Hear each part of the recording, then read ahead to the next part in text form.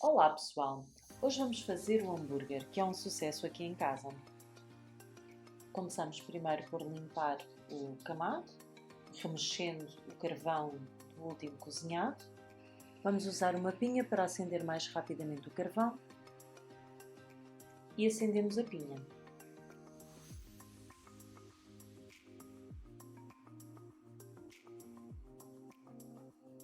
Deixamos queimar a pinha com o camado aberto durante alguns minutos e depois fechamos. Quando o carvão já está todo aceso, e agora vamos colocar as nossas grelhas de ferro fundido. Quando o camado atinge mais ou menos uns 300 graus, começamos por primeiro colocar azeite nas grelhas. Começamos por temperar o nosso hambúrguer com um bocadinho de pimenta preta, depois um bocadinho de azeite e por fim um bocadinho de sal. Voltamos a colocar mais um pouco de azeite na grelha e de seguida colocamos os nossos hambúrgueres.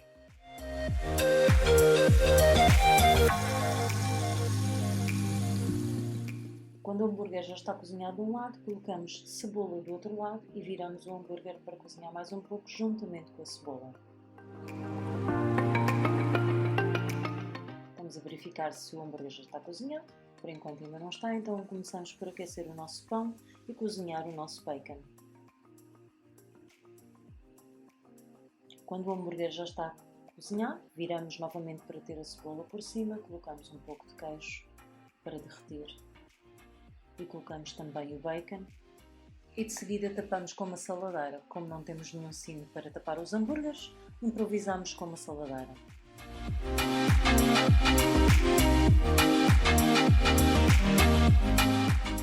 E aquecemos o restante pão e o restante bacon que ainda faltava.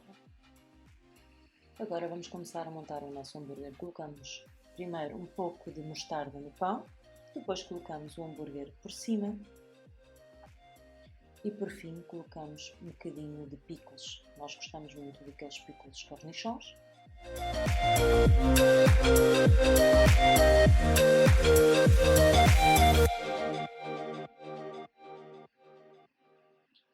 E agora chegou a altura de fazermos os nossos ovos também na chapa. Depois dos ovos feitos, colocamos por cima dos hambúrgueres e está pronto a servir. Se gostaram desta receita, deixem os vossos comentários, subscrevam o canal, deixem o vosso like e obrigada!